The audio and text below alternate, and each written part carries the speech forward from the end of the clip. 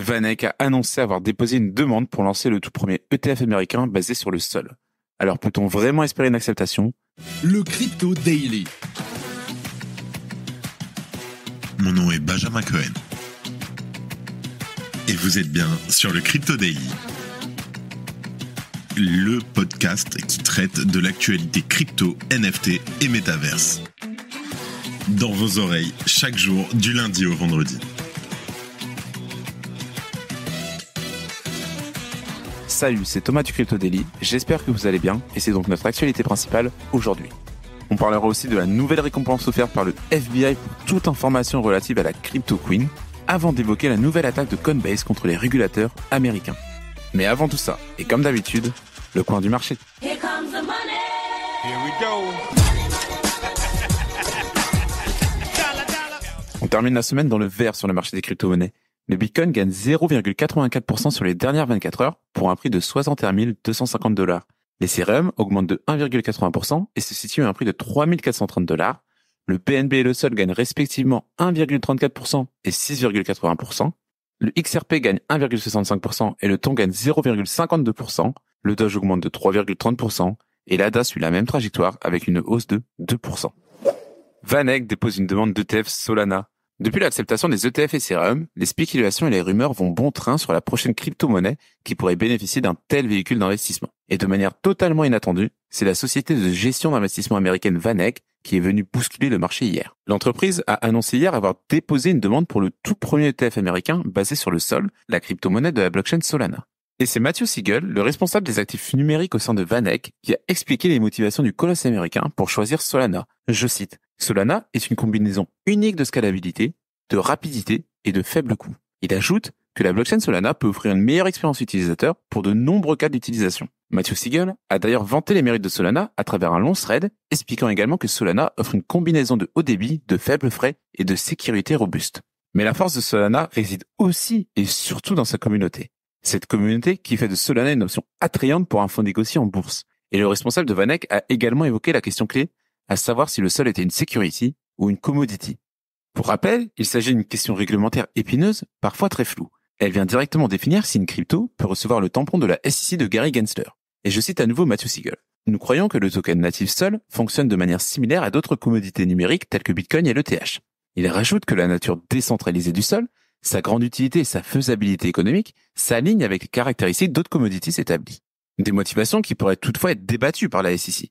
L'année dernière, les régulateurs avaient affirmé que le Sol, tout comme l'ADA de Cardano ou encore le Matic de Polygon, était bel et bien une security. Et puisqu'il s'agit que d'une première demande de ce type aux États-Unis, nous ne pouvons pour le moment que rester spectateurs. Mais tout comme pour le Bitcoin et l'Ether plus tôt dans l'année, la course à l'ETF Sol est-elle définitivement lancée chez les géants de la finance américaine? Mais nous devrions le savoir bientôt puisque ce nouveau secteur de marché est désormais très prisé. Salut, alors on fait une petite pause dans le programme. Est-ce que vous avez déjà entendu parler de Swissborg? C'est la meilleure application pour prendre en main vos investissements crypto. Tout y est super simple et rapide. C'est un vrai jeu d'enfant. Et le mieux, c'est que c'est régulé et autorisé en France. En plus, avec Swissborg, vous avez toujours les meilleurs prix du marché. C'est fini le temps où on payait trop cher sans le savoir. Et si vous ne savez pas dans quelle crypto investir, pas de panique. Avec Best Blockchain, c'est comme un panier tout prêt avec les meilleurs cryptos choisis par des pros. On ne peut pas faire plus simple. Attention, offre exclusive en ce moment. Inscrivez-vous dès maintenant avec notre lien qui s'affiche maintenant et recevez immédiatement un ticket à gratter 100% gagnant et empocher jusqu'à 100 € instantanément. Alors, qu'est-ce que vous attendez? C'est le moment de rejoindre Swissborg et d'investir dans les crypto-monnaies en toute sérénité. Cliquez, inscrivez-vous et lancez-vous dans l'aventure avec Swissborg. Le FBI offre 5 millions de dollars pour retrouver la Crypto Queen. Dans le monde des crypto-monnaies, le Ponzi OneCoin reste inscrit comme l'une des plus importantes fraudes de son histoire. Une arnaque à grande échelle cofondée en 2014 par l'emblématique Ruja Ignatova, également connue sous le nom de Crypto Queen. Et le butin soutiré à ses victimes est tout simplement gigantesque puisqu'il a rapidement été estimé à plus de 4 milliards de dollars. C'est la raison pour laquelle l'instigatrice de cette affaire a été inscrite en 2022 par le FBI sur la liste des 10 fugitifs les plus recherchés du pays. Mais depuis sa disparition des radars, la cofondatrice de l'arnaque OneCoin reste totalement introuvable. Il faut aussi dire que la peine de prison de 20 ans infligée en 2023 à son cofondateur Carl Sebastian Greenwood a toute une motivation importante à rester cachée. Mais il faut aussi dire que les complices de cette affaire tombent les uns après les autres.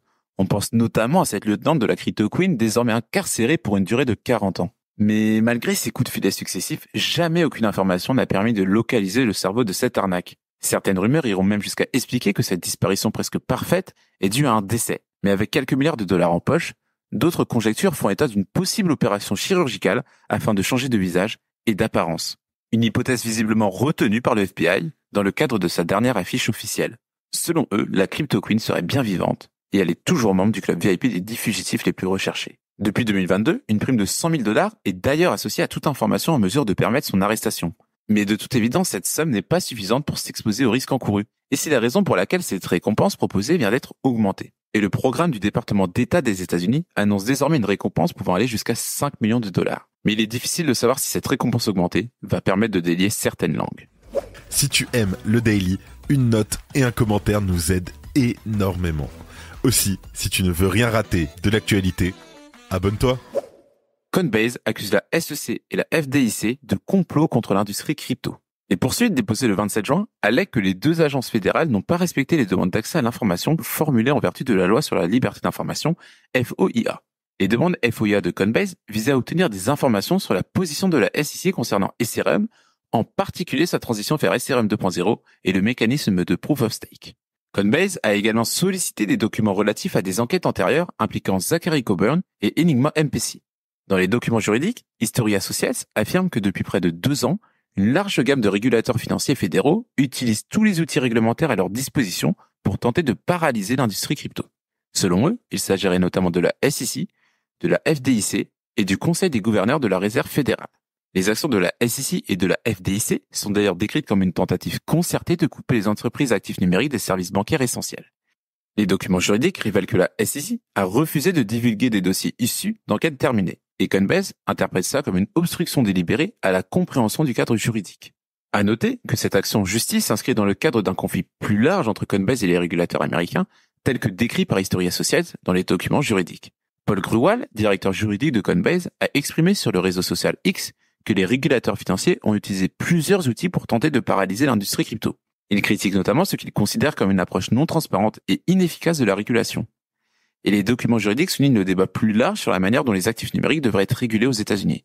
De son côté, Coinbase plaide évidemment pour des directives plus claires. En tout cas, ce nouveau conflit reflète une nouvelle fois les tensions croissantes dans le secteur crypto aux États-Unis. Et voilà, c'est fini pour les 3 news principales du jour et on passe maintenant aux brèves. Est-ce que les Émirats Arabes Unis vont vers une interdiction des paiements en crypto? Les Émirats Arabes Unis pourraient perdre leur statut de paradis des crypto-monnaies en envisageant d'interdire les paiements en crypto non adossés au dirham. On enchaîne avec Tezos qui révèle une nouvelle roadmap pour 2026. Tezos a dévoilé Tezos X, promettant une amélioration des performances et de l'interopérabilité. Le projet inclut un rollup canonique pour les transactions, permettant des interactions entre smart contracts de différents langages. Solana intègre World ID. Le World ID de WorldCoin sera intégré à l'écosystème Solana grâce à un financement de 70 000 $ de la WorldCoin Foundation. World ID, qui utilise des scans de l'œil pour prouver l'identité humaine, sera ainsi disponible sur Solana. Les ETF Bitcoin à nouveau dans le vert. Les ETF Bitcoin au comptant ont enregistré des entrées nettes de 52,4 millions de dollars les 25 et 26 juin 2024 après une période de sortie nette de capitaux. Le fonds Fidelity Wise Origin Bitcoin a mené ses entrées avec 67,4 millions de dollars. Et on termine la semaine avec Coinbase qui collabore avec Strip pour faciliter l'accès aux paiements crypto. Coinbase et Strip ont annoncé un partenariat pour faciliter les conversions fiat crypto. Cette intégration permet l'utilisation de l'USDC pour des paiements crypto, accélérant les transferts transfrontaliers. Et voilà, c'est la fin de ce résumé de l'actualité du jour. Évidemment, pensez à vous abonner pour ne pas rater le suivant, quelle que soit d'ailleurs l'application que vous utilisez pour nous écouter. Rendez-vous aussi sur Twitter et LinkedIn pour d'autres contenus d'actualité exclusifs. Je crois que j'ai tout dit. Faites attention à vous, et moi je vous dis à lundi. C'était Benjamin pour le Crypto Daily. Merci et à très vite.